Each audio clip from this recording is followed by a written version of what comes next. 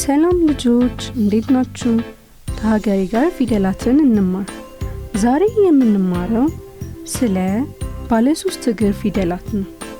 እነርሱም ሀ፣ ጠ፣ ጨ ናቸው። እንደገና ሀ፣ ጠ፣ ጨ ናቸው።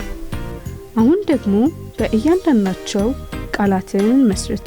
ሀ፣ ሀገር፣ ሀ፣ ሀገር። ጠ፣ ጠርሙስ፣ ጠ፣ ጠርሙስ። ጨ፣ ጨረቃ፣ ጨ፣ ጨረቃ።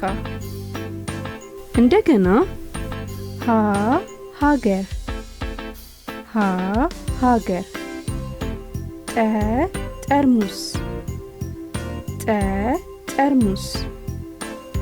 ጨ፣ ጨረቃ፣ ጨ፣ ጨረቃ። ዛሬ የተማርነው ስለ ባለ 3 እግር ፊደላት ነው። እነርሱም ሀ፣ ጠ፣ ጨ ናቸው። ቻው ልጆች፣ በቀጣይ ስለ አማርኛ ፊደላት ቃላትን መመስረት እንማራለን።